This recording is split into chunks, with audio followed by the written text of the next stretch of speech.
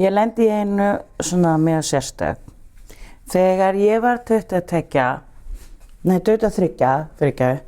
þá sótti ég vinnu hjá fyrirtæki, svona þrifafyrirtæki. Ég ætla ekki að segja nafni, easy. Og ég lendi í því að kona sem var að taka á móti mér í viðtalinn spurði hvaðan ertu? Og ég sagði, ég frá Suður-Ameríku. Ég hélt að hún var að spyrja því hún vildi virkilega vita hvaðan ég væri. En nei, hún var bara að spotta ef ég kunni að þrífa. Hún sagði við mig, já, þá kanntu að þrífa. Já, ég horfði svona upp og niður.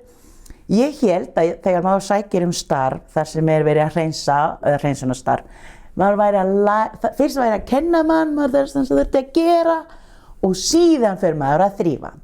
En ég lendi ekki svoleiðis. Ég lendi því að ég mæti og ég var ráðin og ég þurfti að þrífa. Ég náttúrulega kann ekki að þrífa. Vegna þess ég eldist upp með fólk sem var alltaf svona aðstoðarfólk heima hjá mér. Og svo náttúrulega kom ég til Ísland og þar á Íslandi þá þurfti ég bara að þrífa stundum og ég átti mjög góðan mann sem fannst gaman að þrífa. Svo ég þurfti ekki að þrífa eins mikið.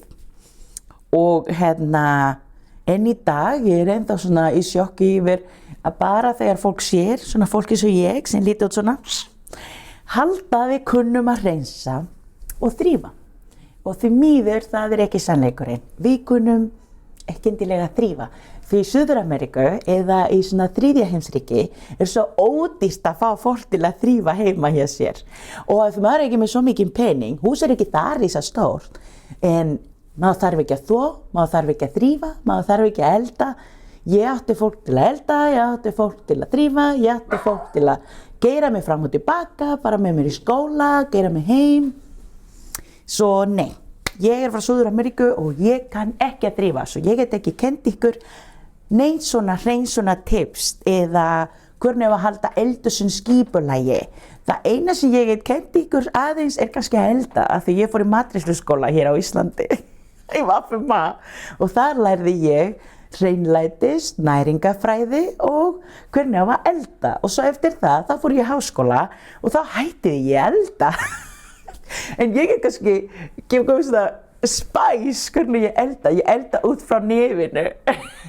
En nei, fólk frá Suður-Ameríku eða frá þriðja heimsríki kunna ekki endilega að þrífa.